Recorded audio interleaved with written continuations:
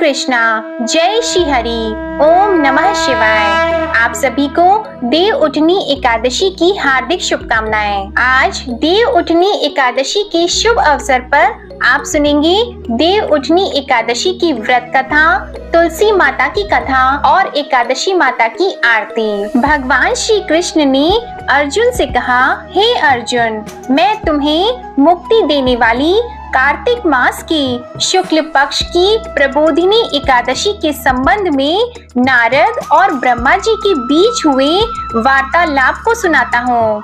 एक बार नारद जी ने ब्रह्मा जी से पूछा, हे पिता, प्रबोधिनी एकादशी अर्थात देव उठनी एकादशी के व्रत का क्या फल होता है? आप कृपा करके मुझे यह सब विस्तार पूर्वक बताइए। तब ब्रह्मा जी बोले, हे पुत्र, जिस वस्तु का त्रिलोक में मिलना दुष्कर है, वह वस्तु भी कार्तिक मास के शुक्ल पक्ष की प्रबोधिनी एकादशी के व्रत से मिल जाती है।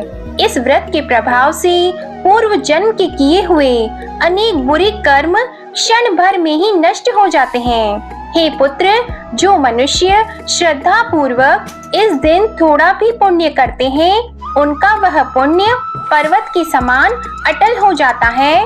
उनके पितृ विष्णु लोक में जाते हैं। ब्रह्म हत्या आदि महान पाप भी देव उठनी एकादशी के दिन रात्रि को जागरण करने से नष्ट हो जाते हैं।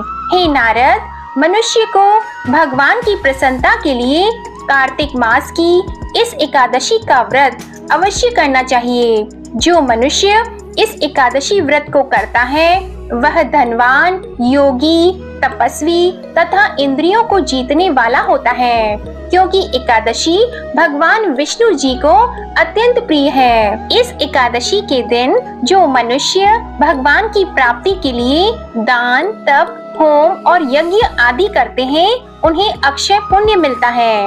इसलिए हे नारद, तुमको भी विधि पूर्वक विष्णु भगवान की पूजा करनी चाहिए। इस एकादशी के दिन मनुष्य को ब्रह्म मुहूर्त में उठकर व्रत का संकल्प लेना चाहिए और पूजा करनी चाहिए। रात्रि को भगवान के समीप गीत, नृत्य, कथा कीर्तन करते हुए रात्रि व्यतीत करनी चाहिए। देव उठनी एकादशी के दिन पुष्प, अगर, धूप आदि से भगवान की आराधना करनी चाहिए। भगवान को अर्घ देना चाहिए।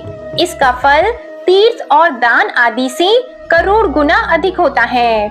जो गुलाब के पुष्प से, दूर्वा दल से, शमी पत्र से, चंपक पुष्प से भगवान विष्णु की पूजा करते हैं, वे आवागमन के चक्र से छूट जाते हैं। जो मनुष्य चातुर्मास व्रत में किसी वस्तु को त्याग देते हैं, उन्हें इस दिन से पुनः ग्रहण करनी चाहिए। जो मनुष्य देव उठनी एकादशी के दिन विधि पूर्वक व्रत करते हैं, उन्हें अनंत सुख मिलता है और अंत में स्वर्ग की प्राप्ति होती है। बोलिए भगवान श्री लक्ष्मी नारायण जी की जय। अब आप सुनेंगे देव उठनी एकादशी की 3 पौराणिक कथाएं। पहली पौराणिक कथा के अनुसार एक बार माता लक्ष्मी भगवान विष्णु जी से पूछती हैं कि स्वामी, आप दिन और रात जागते ही हैं या फिर लाखों करोड़ों वर्ष तक योग निद्रा में ही रहते हैं? आपके ऐसा करने से संसार के सभी प्राणियों को कई परेशानियों का सामना करना पड़ता है। माँ लक्ष्मी जी ने विष्णु भगवान से कहा कि आपसे एक अनुरोध है कि आप नियम से हर साल निद्रा लिया करें। इससे मुझे भी कुछ समय विश्राम करने का समय मिल जाएगा। तब लक्ष्मी जी की बात को सुनकर भगवान श्री नारायण मुस्कुराए और बोले, देवी, तुमने ठीक कहा। मेरे जागने से सब देवों और खासकर तुमको कष्ट होता है और मेरे कारण तुमको जरा भी आराम नहीं मिलता। अतः तुम्हारे कहे अनुसार मैं प्रति वर्ष 4 महीने बारिश के मौसम में सो जाया करूँगा। मेरी यह निद्रा अल्प निद्रा और प्रलयकालीन महानिद्रा कहलाएगी। इस काल में जो भी भक्त मेरे शयन की भावना करके मेरी सेवा करेंगे और शयन और उत्थान के उत्सव को आनंद पूर्वक आयोजित करेंगे, उनके घर में मैं आपके साथ निवास करूंगा। प्रेम से बोलिए श्री लक्ष्मी नारायण जी की जय। दूसरी पौराणिक कथा के अनुसार प्राचीन काल में एक राजा था जिसके राज्य में संपूर्ण जनता एकादशी का व्रत करती थी। ऐसे में इस दिन हर किसी को अन्न देने की मनाही होती थी। एक बार एकादशी के दिन दूसरे राज्य का कोई व्यक्ति उस राजा के दरबार में नौकरी मांगने आया। तो राजा ने व्यक्ति से कहा कि तुम्हें इस राज्य में नौकरी तो मिलेगी, लेकिन एक शर्त ये है कि एकादशी के दिन यहाँ अन्न नहीं मिलेगा। नौकरी के चलते व्यक्ति ने राजा की बात मान ली। जब अगले महीने एकादशी आई तो राजा के कथन अनुसार उस व्यक्ति को अन्न नहीं मिला। हालांकि उसे राजा की ओर से फलाहार की सामग्री प्रदान की गई, लेकिन उस व्यक्ति से भूख बर्दाश्त नहीं हुई और वो राजा से अन्न की मांग करने लगा। वह राजा के सामने अन्न के लिए गिड़गिड़ाने लगा। तो राजा ने उस व्यक्ति को नौकरी की शर्त याद दिलाते हुए अन्न देने से मना कर दिया, मगर भूख से बेबस होकर वो व्यक्ति अन्न की मांग करता रहा, जिसके बाद राजा ने उसे अन्न देने का आदेश जारी कर दिया। राजा के आदेश पर उस व्यक्ति को कच्चा आटा, चावल और दाल दिया गया। भोजन सामग्री पाकर वो व्यक्ति खुश हो गया और नदी किनारे पहुंच गया। नदी के तट पर पहुंचते ही उसने स्नान किया और भोजन पकाने की तैयारी में जुट गया। जैसे ही भोजन तैयार हुआ, उसने भगवान विष्णु का स्मरण किया और उन्हें भोजन पर आमंत्रित करने लगा। उसकी प्रार्थना को सुनकर भगवान विष्णु अपने चतुर्भुज स्वरूप में पीले वस्त्र धारण किए हुए प्रकट हुए। वह व्यक्ति भगवान के साथ भोजन करने लगा। भगवान विष्णु ने भी उसके साथ बड़े ही प्यार से खाना खाया और फिर वो अपने धाम वापस लौट गए। जब अगली एकादशी आई तो उस व्यक्ति ने राजा से पुनः ज्यादा मात्रा में खाना मांगा, जिसका कारण उसने यह बताया कि वह भगवान के साथ खाना खाता है और पहली एकादशी पर खाना कम पड़ गया था। व्यक्ति की बात को सुनकर राजा अचरज में पड़ गया। उस व्यक्ति की बात पर उसे भरोसा नहीं हुआ। राजा मन ही मन सोचने लगा कि इतने सालों से वह एकादशी का व्रत कर रहा है, लेकिन भगवान ने उसे आज तक कभी दर्शन नहीं दिए। वहीं जिसने एकादशी का कभी व्रत नहीं किया, भगवान उसके साथ खाना खाते हैं। तो राजा के मन में अविश्वास देखकर उस व्यक्ति ने राजा को अपने साथ चलने को कहा। एकादशी के दिन राजा एक पेड़ के पीछे छिप गया और वह व्यक्ति अपने हमेशा के नियम के अनुसार स्नान और ध्यान करके और भोजन बनाकर भगवान को बुलाने लगा, मगर इस बार भगवान नहीं आए। व्यक्ति ने कई बार भगवान से आने की प्रार्थना की, लेकिन मानो भगवान ने उसकी हर प्रार्थना अनसुनी कर दी। जिसके बाद उस व्यक्ति ने नदी में कूदकर भगवान से अपनी जान देने की बात कही। वह व्यक्ति नदी में कूदने ही जा रहा था कि तभी भगवान प्रकट हो गए और उसे रोक लिया। वे उसके साथ बैठकर भोजन करने लगे। भोजन के बाद भगवान उस व्यक्ति को बैठाकर अपने साथ अपने धाम को ले गए। राजा ने यह पूरा दृश्य छुपकर देखा और तब उसे इस बात का ज्ञान हुआ कि मन की शुद्धता के साथ ही व्रत और उपवास को करना चाहिए, तभी व्रत का पूर्ण फल प्राप्त होता है। इस घटना के बाद से राजा भी पवित्र मन से व्रत और उपवास करने लगा और जीवन के अंत में उसे भी स्वर्ग की प्राप्ति हुई। अब सुनिए तीसरी पौराणिक कथा। एक बार एक राजा था, उसके राज्य में प्रजा सुखी थी। एकादशी को कोई भी अन्न नहीं बेचता था, सभी फलाहार किया करते थे। एक बार भगवान ने राजा की परीक्षा लेनी चाहिए, तो भगवान ने एक सुंदरी का रूप धारण किया और सड़क पर बैठ गए। तभी राजा उधर से निकला और सुंदरी को देखकर चकित रह गया। उसने पूछा, हे सुंदरी, तुम कौन हो और इस तरह यहाँ क्यों बैठी हो? तब सुंदर स्त्री बने भगवान बोले, मैं निराश्रिता हूँ, नगर में मेरा कोई जाना पहचाना नहीं है, किससे सहायता मांगूं? राजा उसके रूप पर मोहित हो गया था। वह बोला, तुम मेरे महल में चलकर मेरी रानी बनकर रहो। सुंदरी बोली, मैं तुम्हारी बात मानूंगी, पर तुम्हें राज्य का अधिकार मुझे सौंपना होगा। राज्य पर मेरा पूर्ण अधिकार होगा। मैं जो भी बनाऊंगी तुम्हें खाना होगा। क्योंकि राजा उसके रूप पर मोहित था, अतः उसने उसकी सभी शर्तें स्वीकार कर ली। अगले दिन एकादशी थी। रानी ने हुक्म दिया कि बाजारों में अन्य दिनों की तरह अन्न बेचा जाए। उसने घर में मांस मछली आदि पकवाए तथा परोस कर राजा से खाने के लिए कहा। यह देखकर राजा बोला, रानी, आज एकादशी है, मैं तो केवल फलाहार ही करूंगा। तब रानी ने शर्त की याद दिलाई और बोली, या तो खाना खाओ, नहीं तो मैं बड़े राजकुमार का सिर काट लूंगी। राजा ने अपनी स्थिति बड़ी रानी से कही तो बड़ी रानी बोली, महाराज, धर्म न छोड़े, बड़े राजकुमार का सिर दे दें। पुत्र तो फिर मिल जाएगा, पर धर्म नहीं मिलेगा। इसी दौरान बड़ा राजकुमार खेलकर आ गया। माँ की आंखों में आंसू देखकर वह रोने का कारण पूछने लगा, तो माँ ने उसे सारी वस्तु स्थिति बता दी। तब वह बोला, मैं सिर देने के लिए तैयार हूँ माँ, पिताजी के धर्म की रक्षा होगी, जरूर होगी। तो राजा दुखी मन से राजकुमार का सिर देने को तैयार हुआ। तब रानी के रूप से भगवान विष्णु जी ने प्रकट होकर असली बात बताई कि राजन, तुम इस कठिन परीक्षा में पास हो गए हो। भगवान ने प्रसन्न मन से राजा से वर मांगने को कहा। तो राजा बोला, आपका दिया हुआ भगवान सब कुछ है, हमारा उद्धार करें। उसी समय वहां एक विमान उतरा और राजा ने अपना राज्य पुत्र को सौंप दिया और विमान में बैठकर परम धाम को चले गए। बोलिए लक्ष्मी नारायण भगवान की जय। अब सुनिए तुलसी विवाह की कथा। सावर्णी मुनि की पुत्री तुलसी अपूर्व सुंदरी थी। उनकी इच्छा थी कि उनका विवाह भगवान नारायण के साथ हो। इसके लिए उन्होंने नारायण पर्वत की घाटी में स्थित बद्री वन में घोर तपस्या की। दीर्घ काल तक तपस्या के उपरांत ब्रह्मा जी ने प्रसन्न होकर उन्हें दर्शन दिया और वर मांगने को कहा। तब तुलसी जी ने कहा, सृष्टिकर्ता ब्रह्मदेव, आप अंतर्यामी हैं, सबके मन की बात जानते हैं, फिर भी मैं अपनी इच्छा आपसे बताती हूँ। मैं चाहती हूँ कि भगवान श्री नारायण मुझे पति रूप में मिलें।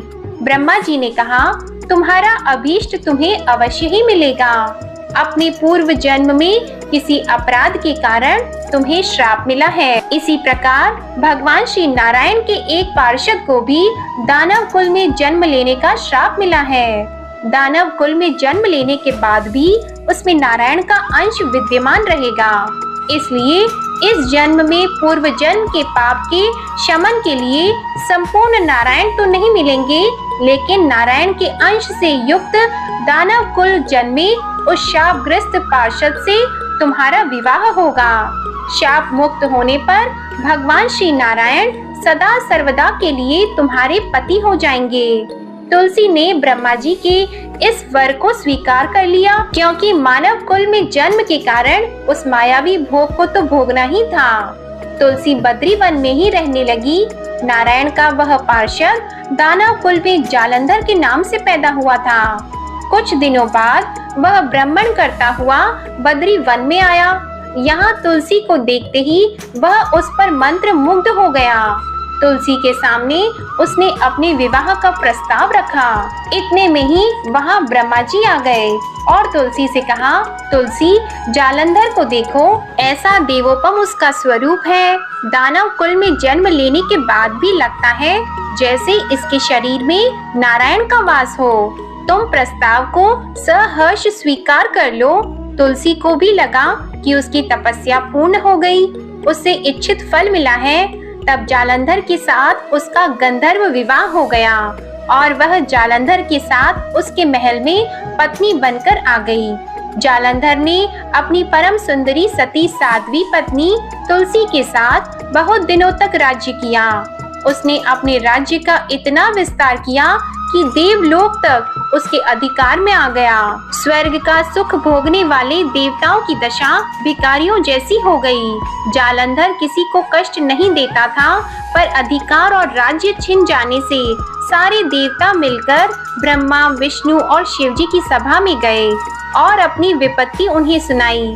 ब्रह्मा जी ने कहा, तुलसी परम साध्वी है, उसका विवाह जालंधर से मैंने ही कराया था। जालंधर को तब तक नहीं हराया या मारा जा सकता जब तक तुलसी को न चला जाए।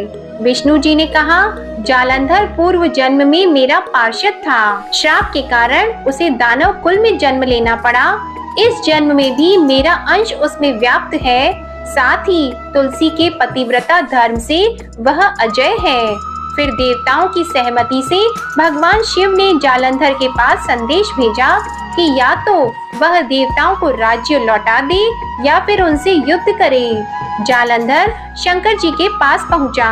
उसने कहा, देवाधिदेव, आपके लिए देवताओं का पक्ष लेना उचित नहीं है। राज्य बढ़ाना हर राजा का कर्तव्य है। मैं किसी को दुखी नहीं कर रहा हूँ। देवताओं से कहिए कि भाई मेरी प्रजा बनकर रहे। मैंने आपका कोई भी अपमान नहीं किया है। हमारा आपका युद्ध शोभा नहीं देता है। अगर आप हार गए तो बड़ी लज्जा की बात होगी। मैं हार गया तो आपकी कीर्ति बहुत अधिक नहीं बढ़ेगी। भगवान शंकर फिर हंसने लगे। वे तो सब रहस्य समझते थे। तुलसी और जालंधर के पूर्व जन्म के श्राप की अवधि लगभग अब पूरी हो चुकी थी। फिर शंकर जी बोले कि इसमें कीर्ति और लज्जा की बात नहीं है। तुम देवों को राज्य लौटाकर उन्हें उनके पद पर प्रतिष्ठित होने दो। युद्ध से बचने का यही एक उपाय है। तब जालंधर ने कहा, मैंने युद्ध के बल से देवलोक जीता है। कोई उसे युद्ध के द्वारा ही वापस ले सकता है। यह मेरा अंतिम उत्तर है। अब मैं जा रहा हूँ। ऐसा कहकर जालंधर वहाँ से चला गया। उसने अपनी पत्नी तुलसी को सारी बातें बताई और कहा, कर्म भोग सब काल सूत्र में बंधा है। जीवन में हर्ष, शोक, भय, सुख, दुख, मंगल, अमंगल काल के अधीन है। हम तो केवल निमित्त हैं। संभव है भगवान शिव देवों का पक्ष लेकर मुझसे युद्ध करें। तुम चिंता मत करना, तुम्हारा सती तेज मेरी रक्षा करेगा। दूसरे दिन भगवान शंकर के नेतृत्व में देवताओं ने युद्ध छेड़ दिया। जालंधर ने भीषण बाढ़ की वर्षा कर उनका वेग रोक दिया। उसके प्रहार से देवता डगमगाने लगे। उसने दानवी शक्ति का प्रयोग करके मायावी युद्ध आरंभ कर दिया। युद्ध स्थल पर वह किसी को भी दिखाई नहीं देता था, पर उसके अस्त्र शस्त्र प्रहार कर देवों को घायल कर रहे थे। देवगण अपने अस्त्र चलाए तो किस पर चलाए, क्योंकि कोई शत्रु सामने था ही नहीं। कई दिनों तक इस तरह भयंकर युद्ध चलता रहा। जालंधर पराजित नहीं हुआ। तब शिवजी ने विष्णु जी से कहा, विष्णु तुम कुछ उपाय करो, अन्यथा मेरा तो सारा यश मिट्टी में मिल जाएगा। विष्णु जी ने सोचा, बल से तो जालंधर को हराया नहीं जा सकता, इसलिए छल का ही सहारा लेना पड़ेगा। उन्होंने तुरंत अपना स्वरूप जालंधर जैसा बनाया और अस्त्र शस्त्र से सुसज्जित होकर तुलसी जी के पास पहुंच गए और बोले, प्रिय, मैं युद्ध जीत गया। सारे देवता भगवान शंकर समेत हार गए। इस खुशी में आओ, मैं तुम्हें अपने अंग लगा लूं। पति को प्रत्यक्ष खड़ा देखकर तथा विजय का समाचार सुनकर वह दौड़कर मायावी जालंधर के गले से लिपट गई। इस प्रकार पति पत्नी दोनों ने आलिंगन होकर खूब खुशी मनाई। पर पुरुष के साथ इस प्रकार के व्यवहार से उसका सती तेज नष्ट हो गया। उसका सती तेज जो जालंधर के कवच के रूप में रक्षा कर रहा था, वह कवच नष्ट हो चुका था। जालंधर शक्तिहीन हो गया। ये जानते ही भगवान शंकर ने अपने त्रिशूल से प्रहार किया। उस प्रहार के लगते ही जालंधर जलकर भस्म हो गया। जालंधर के मरने को जानकर विष्णु अपने असली रूप में आ गए। सामने अपने पति जालंधर के स्थान पर भगवान विष्णु को खड़ा देखकर तुलसी बहुत विस्मित हुई। उसको पता लग गया कि स्वयं नारायण ने उसके साथ छल किया है। क्रोध में आकर तुलसी जी ने श्राप दिया कि एक सती स्त्री का सतीत्व भंग करने के अपराध में तुम हृदयहीन पत्थर हो जाओ। विष्णु जी ने तुलसी जी के श्राप को शिरोधार्य कर कहा, देवी, तुम्हारे तथा जालंधर के कल्याण के लिए मुझे ऐसा करना पड़ा। तुम दोनों को श्राप मुक्त करना था। तुम भी अब अपना शरीर त्याग कर तुलसी बिरवा के रूप में जन्म लोगी और मेरी पूजा तुलसी दल से होगी। मैं शालिग्राम पत्थर बनूंगा, मेरे शीर्ष पर तुम आदर से विराजमान होंगी। तुम्हारे पति की हड्डियों के चूर्ण से शंख की उत्पत्ति होगी। उस शंख ध्वनि से देवताओं तथा मेरी पूजा आराधना होगी। जहाँ शंख ध्वनि होगी वहाँ मंगलमय मैं विराजमान रहूंगा। तुमने पूर्व जन्म में बद्रीवन में मुझे पाने के लिए बड़ी तपस्या की थी। अब अगले जन्म में मैं नारायण प्रस्तर के रूप में बद्रीनाथ वन में स्थापित होऊंगा और मेरी पूजा अर्चना फल फूल से ना होकर तुम्हारी तुलसी दल से होगी। मेरे शीश पर विराजमान होकर तो मुझसे भी ऊंचा पद प्राप्त करोगी। बोलिए श्री लक्ष्मी नारायण भगवान की जय। बोलिए श्री तुलसी जी शालिग्राम जी की जय। बड़े ही प्रसन्न चित्त मन से और श्रद्धा के साथ अब आप सुनिए एकादशी माता की कथा और एकादशी माता की आरती। एक बार एक राज्य में एक राजा रहा करता था। राजा बहुत ही बुद्धिमान और बलशाली था। राजा सदा ही अपनी प्रजा का बहुत अच्छे से ध्यान रखता था। प्रजा भी राजा को बहुत पसंद करती थी। राजा की 2 बेटियां थी। राजा अपनी दोनों बेटियों से बहुत प्रेम करता था। राजा की छोटी बेटी देखने में बहुत सुंदर और आकर्षित थी और राजा की बड़ी बेटी छोटी बेटी के मुकाबले थोड़ी कम सुंदर थी।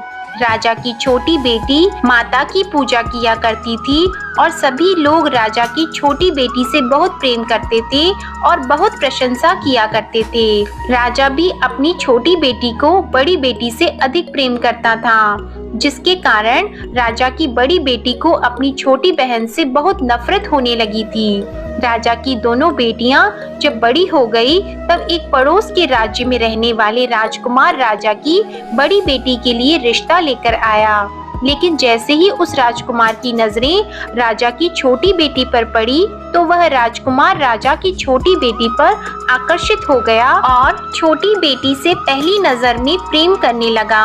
उस राजकुमार ने राजा की बड़ी बेटी के साथ विवाह करने से मना कर दिया और उसने राजा से कहा कि मैं आपकी छोटी बेटी से विवाह करना चाहता हूँ। ये सब देखकर राजा की बड़ी बेटी अपनी छोटी बहन से बहुत क्रोधित हो गई और राजा की बड़ी बेटी ने अपनी छोटी बहन को अपना सबसे बड़ा दुश्मन मान लिया।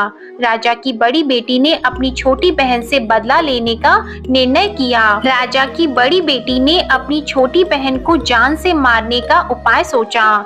राजा की बड़ी बेटी ने अपनी छोटी बहन को मारने के लिए सबसे पहले एक लड्डू में जहर मिलाकर अपनी छोटी बहन को दे दिया और उसको लड्डू खाने के लिए कहा। लेकिन लड्डू खाने के बाद भी छोटी बहन को कुछ भी नहीं हुआ।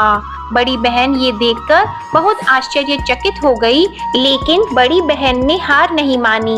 जब उसकी छोटी बहन रात में कमरे में सो रही थी तब उसने एक मटके में सांप रखकर उसके कमरे में छोड़ दिया, लेकिन सांप भी छोटी बहन का कुछ नहीं कर पाया। जिसके बाद बड़ी बहन ने अपनी छोटी बहन से कहा कि चलो हम लोग कुएं में से पानी भर कर लाते हैं, जिसके लिए वह अपनी छोटी बहन को पानी भरने के बहाने कुएं के पास ले गई और उसने अपनी छोटी बहन को कुएं में धक्का दे दिया। लेकिन छोटी बहन को तब भी कुछ नहीं हुआ, क्योंकि हर बार ग्यारस माता उसकी रक्षा कर रही थी और उधर बड़ी बहन अपने सारे प्रयास के बाद भी असफल हो रही थी, जिससे वह बहुत क्रोधित हो गई और फिर उसने अपनी छोटी बहन के पास जाकर उससे प्रश्न किया कि मेरी छोटी बहन, क्या तुमको पता है कि भगवान ने सबको मृत्यु एक निश्चित समय पर लिखी हुई है और कैसे तुम्हारी या मेरी मृत्यु होगी, क्या ये तुम जानती हो? तब छोटी बहन ने अपनी बड़ी बहन को बताया कि हाँ दीदी, मैं तो जानती हूँ मेरी मृत्यु कैसे होगी। छोटी बहन से ये सब बातें सुनकर बड़ी बहन मन ही मन बहुत प्रसन्न होने लगी और उसने अपनी छोटी बहन से कहा कि तो तुम मुझे अपनी मृत्यु का राज बताओ। तब छोटी बहन ने अपनी बड़ी बहन से कहा कि मेरी मृत्यु तो एक तोते में है, जो तोते के गले में एक हार है उससे मेरी मृत्यु होगी। जब तक कोई भी व्यक्ति तोते को मारकर उस हार को अपने गले में पहनेगा तो मैं मूर्छित हो जाऊंगी, और जैसे ही उस हार को अपने गले से उतारेगा तो मैं वापस से जीवित हो जाऊंगी।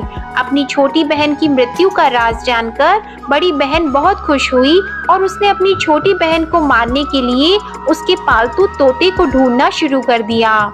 और छोटी बहन को इस बात का आभास हो गया था कि कोई उसकी जान लेना चाहता है, जिसके लिए वह अपने पिताजी के पास गई और उसने अपने पिताजी से कहा कि पिताजी, मेरी मृत्यु के बाद आप मुझे मत जलाइएगा, बल्कि आप मुझे अपनी पुरानी वाली हवेली में एक पलंग में लेटाकर छोड़ दीजिएगा। अपनी छोटी लड़की की ये बातें सुनकर राजा बहुत आश्चर्यचकित हो गया। राजा ने अपनी छोटी बेटी से पूछा कि बेटी, तुम ये क्या कह रही हो? तब राजा की छोटी बेटी ने बताया कि पिताजी, समय किसी के लिए नहीं रुकता है, क्या कब किसको हो जाए इसका किसी को कुछ नहीं पता। फिर राजा ने अपनी छोटी बेटी से कहा कि तुम ऐसी बातें क्यों करती हो? 2-3 दिन के बाद तो तुम्हारा विवाह है। लेकिन छोटी बेटी ने अपने पिताजी को ऐसा करने पर मजबूर कर दिया और उनसे वचन ले लिया।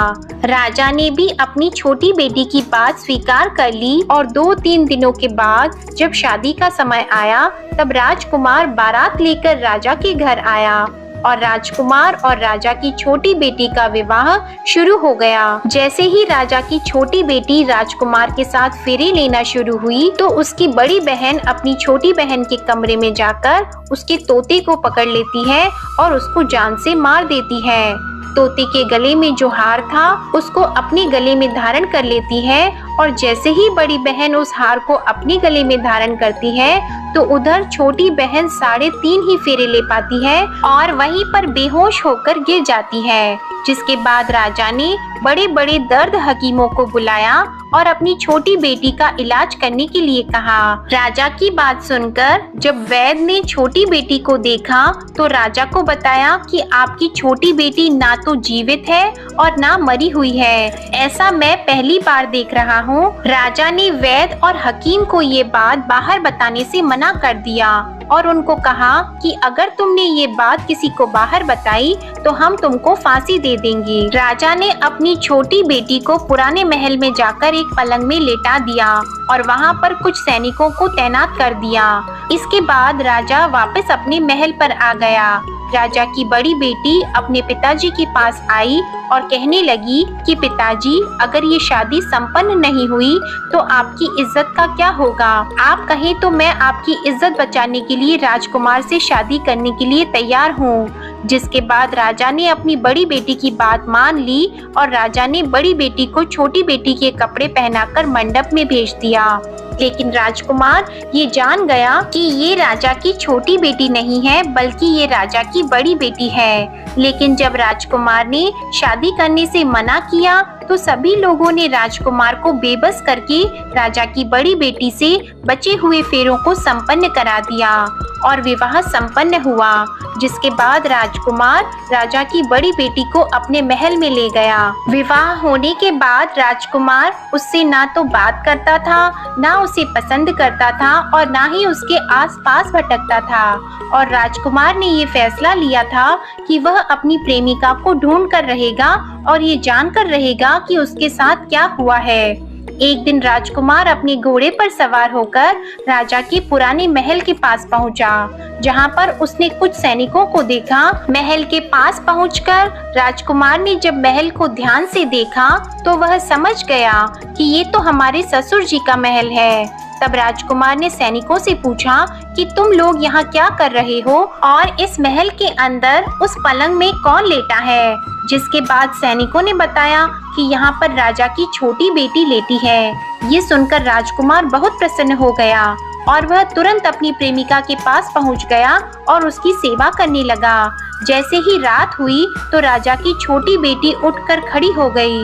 राजकुमार ये देखकर बहुत खुश हो गया और उसने अपनी प्रेमिका से पूछा कि तुम यहाँ क्या कर रही हो? तुम मेरे साथ मेरे घर चलो। राजा की छोटी बेटी ने राजकुमार को सारी बातें बता दी कि मेरी जान एक तोते में बसती थी और मैंने ये बात सिर्फ अपनी बड़ी बहन को बताई थी और मुझे पता है कि उसने ही मुझे मारने का प्रयास किया है। उसके पास एक हार है जिसको वह सुबह पहन लेती है और रात को उतार देती है। जब तक वो हार को पहन कर रखती है तब तक मैं मूर्छित रहती हूँ और जैसे ही वो हार को उतार देती है तो मैं जीवित हो जाती हूँ। और जब तक मेरी बड़ी बहन के पास वो हार रहेगा तब तक मैं ऐसे ही जीवित और मूर्छित होती रहूंगी। अगर मेरी बड़ी बहन के पास जो हार है वो मेरे हाथ लग जाए तो मैं हमेशा के लिए जीवित हो जाऊंगी। राजकुमार ये सब बातें सुनकर राजा की छोटी बेटी के पास रहने का निर्णय ले लेता है और उसने अपने बचे हुए सारे फेरे उस पलंग में लेटी हुई राजकुमार की छोटी बेटी के साथ ले लिए और अपना विवाह पूर्ण कर लिया और वहीं पर वो रहने लगा। देखते ही देखते कुछ समय में राजा की छोटी बेटी और राजकुमार की पत्नी गर्भवती हो गई। एक दिन राजकुमार को किसी काम से बाहर जाना पड़ा। तब छोटी बहन के पेट में बहुत तेज से दर्द होने लगा, जिसके बाद उसने माता का आह्वान किया। जिसके बाद वहां माता प्रकट हुई और उन्होंने अपने भक्तों के दर्द को दूर किया और एक पुत्र की प्राप्ति करवाई। और वहीं पर अचानक से राजकुमार भी आ गया। राजकुमार ने ग्यारस माता को देखा तो वह आश्चर्यचकित हो गया और उसने तुरंत ग्यारस माता को प्रणाम किया और ग्यारस माता ने राजकुमार से कहा, जब तुम्हारा पुत्र 5 वर्ष का हो जाए तो तुम आकर अपनी पत्नी का हार इसके गले में डाल देना। और देखते ही देखते राजकुमार और राजा की छोटी बेटी का पुत्र 5 वर्ष का हो जाता है। तो राजकुमार अपने बेटे से कहता है कि बेटा, मैं कुछ काम से बाहर जा रहा हूँ, तुम अपनी माता का ध्यान रखना। और वहाँ से चला जाता है। राजा को बाहर निकलता देखकर बड़ी बहन के सैनिक देख लेते हैं और बड़ी बहन को जाकर सारी बातें बता देते हैं। जिसके बाद बड़ी बहन अपनी छोटी बहन के पुत्र को वहाँ से उठवा लेती है और उसको मरवा देती है। छोटी बेटी के पुत्र के 2 टुकड़े करवा देती है। पहला टुकड़ा चक्के के पास छुपा देती है और दूसरा टुकड़ा अपने पलंग के नीचे रख लेती है। अब ग्यारस माता भिखारी का रूप लेकर आती है और एक भिखारी का रूप रखकर बड़ी बहन के पास चली जाती है। जिसके बाद वहाँ पर भिक्षा मांगने लगती है। तो बड़ी बहन अपने नौकरों से कहती है कि जाकर भिक्षा दे दो। लेकिन जैसे ही नौकर ग्यारस माता को भिक्षा देने के लिए आते हैं तो माता उन्हें मना कर देती है और कहती है कि मैं तुम्हारी महारानी से ही भिक्षा लूंगी। जिसके बाद बड़ी बहन स्वयं ही भिक्षा देने के लिए माता के पास आती है। तब माता एक बिल्ली का रूप लेकर उसके कमरे में चली जाती है और वहाँ पर छोटी बेटी के पुत्र के 2 टुकड़े को आपस में जोड़ देती है और उसे जीवित कर देती है। फिर उसे वहाँ से ले जाती है। राजकुमार अपने बेटे को लेकर अपनी पत्नी के पास जाता है और उसे कहता है कि तुम इसका ध्यान रखना। अगर तुम इस बच्चे का अच्छे से ध्यान रखोगी तो मैं तुमसे बात करूंगा। एक दिन राजकुमार अपने बच्चे से कहता है कि तुम मम्मी से उनके गले का हार मांग लो। तो अपने पिता की बात मानकर राजकुमार का लड़का अपनी मम्मी के पास जाता है और कहता है कि मम्मी, मुझे तुम्हारा हार चाहिए। यह सुनकर पहले तो बड़ी बहन बहुत क्रोधित होती है, पर उसको यह याद आता है कि राजकुमार ने कहा था कि अगर मैं इस बच्चे का ध्यान अच्छे से रखूंगी तो वह मुझसे बात करेंगे। जिसके कारण वह हार उस बच्चे को दे देती है और वह तुरंत हार को ले जाकर अपने पिताजी को दे देता है। और तभी राजकुमार अपने बेटे को लेकर वहाँ से जाने लगता है और अपनी पत्नी से कहता है कि तुम हमारे लिए खाना बनाकर रखना, मैं शाम को आकर तुम्हारे साथ खाना खाऊंगा। और वह अपने बेटे को लेकर वहाँ से चला जाता है। जिसके बाद वह राजा के पास जाता है और उनको सारी बातें बता देता है। राजा अपनी बड़ी बेटी की ये करतूत सुनकर बहुत क्रोधित होते हैं और अपनी परवरिश पर ही दोष देने लगते हैं। राजकुमार को अपनी छोटी बेटी के साथ रहने के लिए आदेश दे देते हैं। इस प्रकार ग्यारस माता की कृपा से राजकुमार और राजा की छोटी बेटी सुख पूर्वक रहने लगे। प्रेम से बोलिए एकादशी माता की जय। प्रेम से बोलिए माता लक्ष्मी और भगवान विष्णु की जय। माता पार्वती और भगवान शंकर की जय। कथा के बाद अब आप आरती श्रवण कीजिए।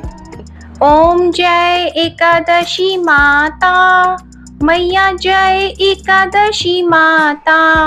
विष्णु पूजा व्रत को धारण कर, विष्णु पूजा व्रत को धारण कर, शक्ति मुक्ति पाता। ओम जय एकादशी माता।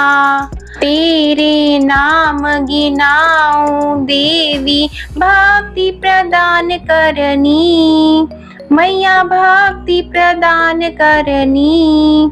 गण गौरव की देनी, गण गौरव की देनी, माता शास्त्रों में वरनी। ओम जय एकादशी माता। मार्गशीर्ष की कृष्ण पक्ष की उत्पन्ना विश्व तारिणी जन्मी, मैया उत्पन्ना विश्व तारिणी जन्मी। शुक्ल पक्ष में हुई मोक्षदा, मुक्तिदाता बन आई। ओम जय एकादशी माता। पौष के कृष्ण पक्ष की सफला नामक है, सफला नामक है। शुक्ल पक्ष में होए पुत्रदा, आनंद अधिक रहे। ओम जय एकादशी माता। नाम षटतिला माघ मास में कृष्ण पक्ष आवे, मैया कृष्ण पक्ष आवे। शुक्ल पक्ष में जया कहावे, शुक्ल पक्ष में जया कहावे, विजय सदा पावे। ओम जय एकादशी माता। विजया फागुन कृष्ण पक्ष में शुक्ला आमल की, मैया शुक्ला आमल की। पाप मोचनी कृष्ण पक्ष में चैत्र महाबली की। ओम जय एकादशी माता। चैत्र शुक्ल में नाम कामदा, धन देने वाली, मैया धन देने वाली। नाम वरुथिनी कृष्ण पक्ष में, नाम वरुथिनी कृष्ण पक्ष में, वैशाख माह वाली। ओम जय एकादशी माता। शुक्ल पक्ष में होई मोहिनी, अपराजिष्ट कृष्ण पक्षी। नाम निर्जला सब सुख करनी, नाम निर्जला सब सुख करनी। शुक्ल पक्ष रखी। ओम जय एकादशी माता। योगिनी नाम आषाढ़ में जानो, कृष्ण पक्ष करनी। देव शयनी नाम कहायो, शुक्ल पक्ष धरनी। ओम जय एकादशी माता।